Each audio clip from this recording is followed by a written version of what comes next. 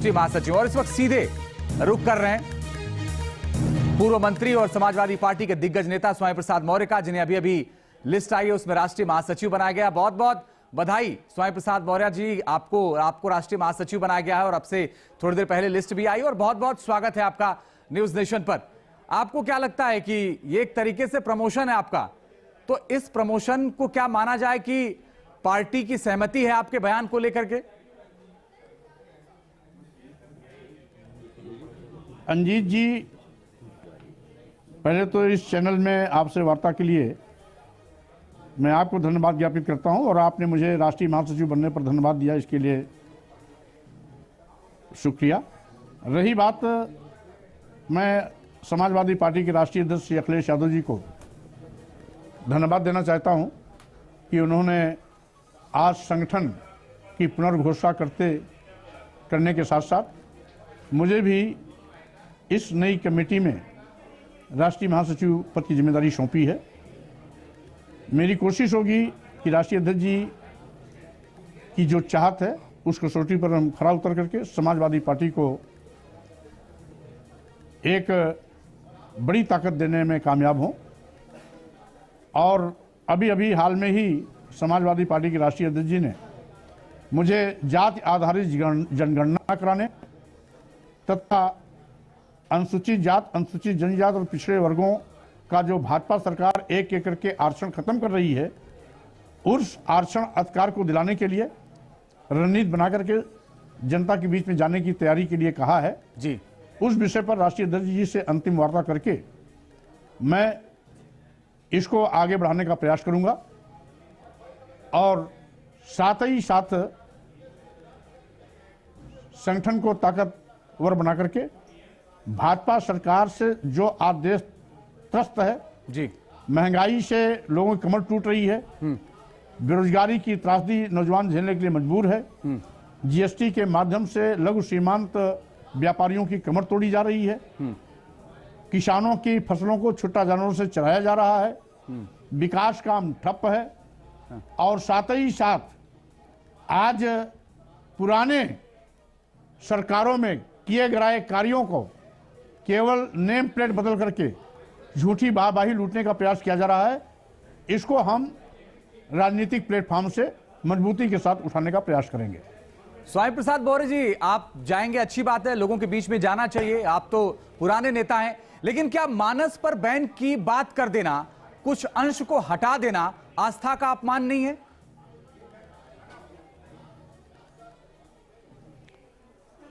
आपने अगर आस्था की बात की है और भावना की बात की है तो मैं पूछना चाहता हूं, कुल आबादी की आधी आबादी केवल महिलाओं की है। ठीक बात है।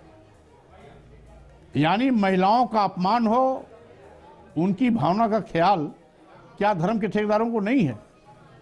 शूद्र समाज में आने वाले सभी आदिवासी, दलित और पिछड़े की भावनाएं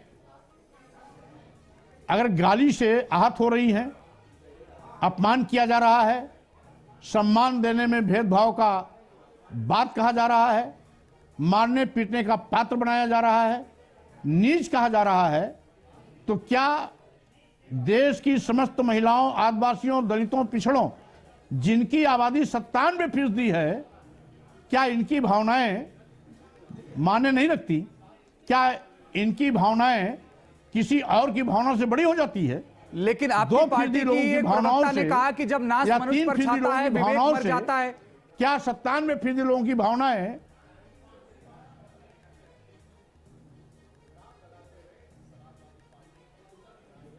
प्रश्न आपका नहीं सुनाई पड़ा? स्वामी प्रसाद मौर्य जी, जिन महिलाओं की आप बात कर रहे हैं, आपकी ही पार्टी के एक प्रवक्ता ने कहा कि जब नाश मनुष्य पर छाता है तो पहले विवेक मर जाता है, और आप ही थे केंद्र में। आपको मैं स्पष्ट कर देना चाहता हूं अंजीत जी, अभी तक जिन लोगों ने भी हमारी मांग, महिलाओं को सम्मान दिलाना, शूद्र समाज में आने वाले दलित, आदिवासियों, पिछड़ों को सम्मान दिलाना के खिलाफ जो लोग भी लामबंद हुए हैं, एक जाति वर्ग विशेष के लोग हैं। अगर यहां के चातुर्वर्ण को मान लिया जाए तो पहली कैटेगरी वाले वर्ण के हैं। शेष 3 वर्ग के लोग इस मामले पर हमारे साथ हैं। एक चीज, 97% लोगों की बात मैं कर रहा हूं, तो 97% बड़ी होती संख्या या 3% बड़ी संख्या होती है? तो 3% के लोग दलितों, आदिवासियों, पिछड़ों को, शूद्रों को, महिलाओं को अपमानित करने का क्या ठेका लिए हैं क्या? ठीक है, क्या ये गाली देना ही अपना धर्म मानते हैं क्या? मैं आपकी बात समझ गया क्या कह रहे हैं। क्या ईश्वर के सम्मान के साथ? मैं आप नहीं खुल के बोल रहे हैं, मैं और ज्यादा खुल के बोलता हूं। मैं आपकी बात करता हूं। आपका विरोध करने वाले तेज नारायण पांडे और रोली तिवारी, आप ये कह रहे हैं कि 1% लोग विरोध कर रहे हैं। मतलब क्या इन 1% लोगों की आपकी पार्टी में जगह नहीं है, या आपके राष्ट्रीय अध्यक्ष और आपने तय कर लिया है?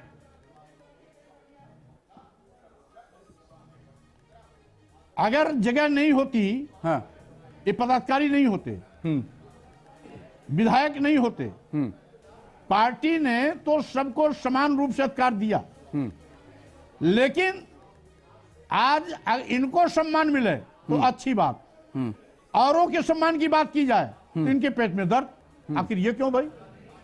हमने इनको हमने किसी को भी गाली नहीं दिया, हमने किसी को अपमानित नहीं किया, हमने किसी का हक छीनने की बात नहीं की, हमने केवल आदिवासियों, दलितों, पिछड़ों, महिलाओं को अपमानित न किए जाने की बात की है। ठीक है, तो इससे आखिर इनको क्या परहेज है? इनको साथ खड़ा होना चाहिए। ठीक है। अच्छा, एक सवाल अब लोग पूछेंगे आपसे जब आप लोगों के बीच में जाएंगे कि क्या आपने रामचरितमानस पूरी पढ़ ली है?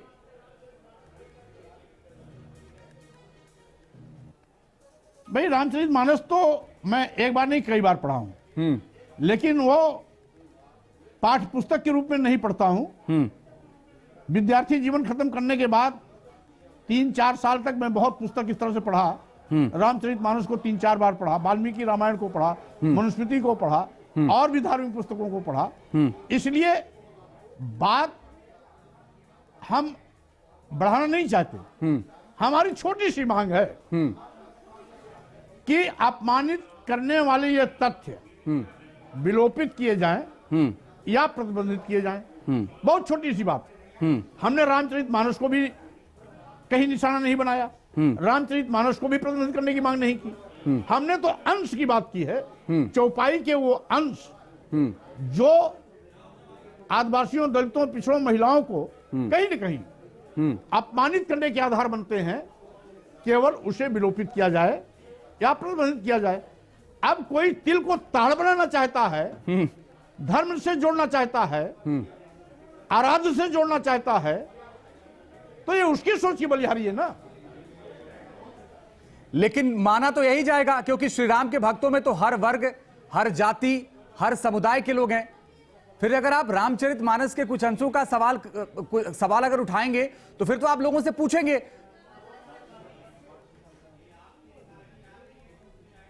भाई देखिए अंजीत जी, राम जी का चरित्र मर्यादा पुरुषोत्तम के रूप में रखा गया है।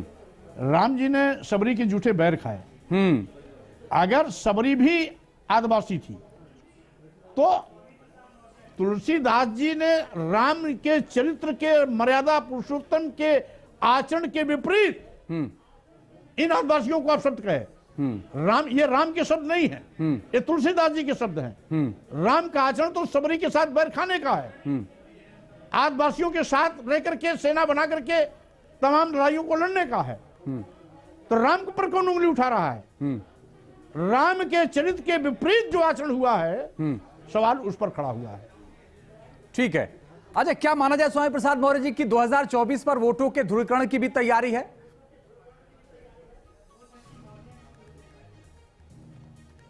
देखिए, फिलहाल सामाजिक सरोकार से जुड़े मुद्दे को मैं राजनीतिक चश्मे से नहीं देखता हूं। रही बात 2024 अभी दूर है, अभी हमारा फोकस वर्तमान में सामाजिक सरोकार से है। रही बात जब राजनीतिक मंच पर हमें जाना होगा तो उस समय महंगाई, बेरोजगारी, जीएसटी और साथ ही साथ फसलों को छुट्टा जानवरों से चराया जाना, सरकारी संस्थानों प्रतिष्ठानों को निजी हाथों में बेचने का पाप किया जाना, और जो विकास कार्य ठप हैं तथा पुरानी सरकारों में कराए गए कार्यों पर लीपापोती कर नेम प्लेट लगा देना, आज मुद्दे उठेंगे। अभी तो मुद्दा है केवल महिलाओं के सम्मान का, दलितों आदिवासियों पिछड़ों के सम्मान का। ठीक है, अब लोग ये कहेंगे कि भाई अगर आपने इतना रामचरितमानस पढ़ लिया तो ये भी बता दीजिए कि मानस के सभी अध्यायों का नाम क्या है क्रम से, अगर स्वामी प्रसाद मौर्य इस पर भी बात करना चाहें तो। अब तुलसीदास जी की रामायण को आप ले लीजिए, सारे अध्याय उसमें लिखे हुए हैं। बालकांड से शुरू होता है, लंका कांड को समाप्त होता है। तो क्या सातों आपको याद हैं स्वामी प्रसाद मौर्य जी? अब हमने कह दिया वो पाठ्य पुस्तक नहीं है जी, आवश्यकता अनुसार पढ़ी जाती है और आवश्यकता अनुसार उसको लाइब्रेरी में रख दी जाती है। थोड़ा और उसको कंठस्थ करिए तो जवाब देने में मेरे ख्याल से आपको आसानी होगी। अच्छा, अब लोग ये भी अगर आपसे ये भी पूछें कि सबसे छोटा कांड कौन सा है रामचरितमानस में, तो क्या जवाब देंगे? सबसे छोटा कांड सुंदर कांड है। नहीं, शायद आप और क्या जानना चाहते हैं? नहीं, मेरे ख्याल से और आपको पढ़ने की जरूरत है स्वामी प्रसाद मौर्य जी। आप जनरल नॉलेज की बात पूछना चाहते हैं? नहीं, बिल्कुल नहीं। आप विषय से हट करके बात करना चाहते हैं? नहीं, मैं आपके जनरल नॉलेज की बात बिल्कुल नहीं कर रहा हूं। प्रश्न को मैं तो ये जानना चाहता हूं कि मैक्सिमम रामचरितमानस को स्वामी प्रसाद मौर्य जी ने कितना पढ़ा है? वो कितना पढ़ा है कितना नहीं पढ़ा है इसका कोई मीटर और थर्मामीटर और स्केल नहीं बनी है जी। अच्छा, एक चीज और बताइए स्वामी प्रसाद, और जितना पढ़ा है ठीक है मैं अच्छी तरह समझता भी हूं, उसको घुमाने की कोशिश मत करिए। नहीं, मैं अगर घुमाता तो मैं दोहे और चौपाइयों पे भी बात कर लेता आपको। तो मैं थोड़ा सा सीधा सा सवाल कर रहा हूं आपसे। रामचरितमानस 16वीं सदी में लिखी गई थी स्वामी प्रसाद मौर्य जी, 21वीं सदी में आप उसको जज कर रहे हैं जी। रामचरितमानस 16वीं सदी में लिखी गई थी और 21वीं सदी में आप उसको जज कर रहे हैं बैठ करके। तो मैं कहां कह रहा हूं कि मैं कहां कह रहा हूं कि आज लिखी गई? नहीं, मैं कह रहा हूं कि आज की तारीख में उसको जज कर रहे हैं आप 21वीं सदी में। मैं कह रहा हूं यह उचित लगता है आपको? अरे भाई अंजीत जी, शायद आप मेरे विषय में नहीं जानते। मैं इलाहाबाद यूनिवर्सिटी 1980 में छोड़ा हूं। उसके बाद से लेकर के सामाजिक मंचों पर एक बार नहीं 1000 बार इस मामले को उठा चुका हूं। यह बात दीगर है कि इस बार देशव्यापी इस पर बहस हो रही है। पहले क्षेत्रीय स्तर पर कभी सुर्खियों में आता था, आज देश स्तर पर, विश्व स्तर पर इस पर चर्चा हो रही है। लेकिन रही बात उठाने की, तो हजारों बार इस बात को मैं सार्वजनिक मंचों पर उठा चुका हूं। स्वामी प्रसाद मौर्य जी, आप पिछली सरकार में थे, बीजेपी में मंत्री भी थे, केंद्र में भी सरकार थी बीजेपी की, तब आपने इस तरह की बात नहीं उठाई तो लोग कहेंगे कि आप वोट बैंक और सत्ता के लालच में ये सब कर रहे हैं। अंजीत जी, हमने भी आपसे पहली बार बात किया।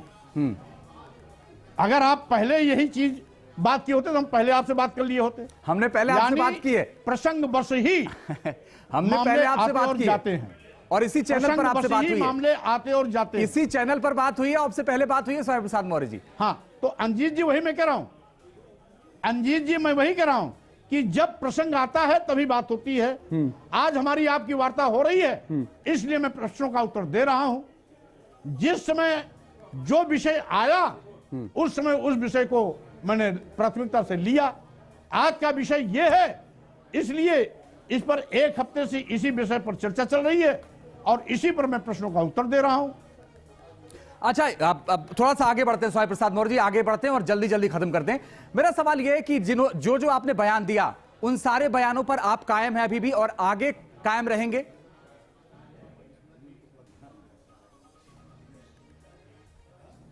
स्वाभाविक रूप से मैं सच के साथ खड़ा हूं।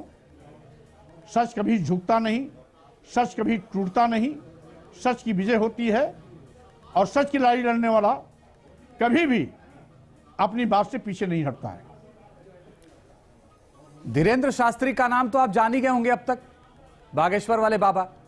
वो ये कह रहे हैं कि आप मुझे समर्थन दीजिए, मैं हिंदू राष्ट्र बनाऊंगा।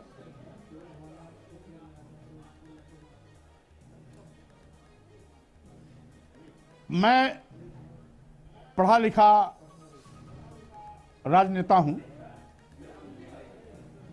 भारतीय संविधान की मर्यादाओं के अंदर रहना चाहता हूं। बड़बोलेपन के चलते मैं अपना प्रचार नहीं करना चाहता हूं। भारतीय संविधान ही हमारा धर्म है, भारतीय संविधान ही हमारा कानून है। भारतीय संविधान के बताए रास्ते पर चलने में मैं विश्वास करता हूं, और संविधान के बाहर कोई जाने की कोशिश करता है तो संविधान विरोधी है, देश विरोधी है। इसलिए मैं उनको किसी प्रकार की मान्यता नहीं देता हूं जो संविधान की दायरे के बाहर जाकर के हवाई बातें करते हैं। आपके प्रदेश के मुख्यमंत्री ने भी कल कह दिया था कि राष्ट्रीय धर्म सनातन है।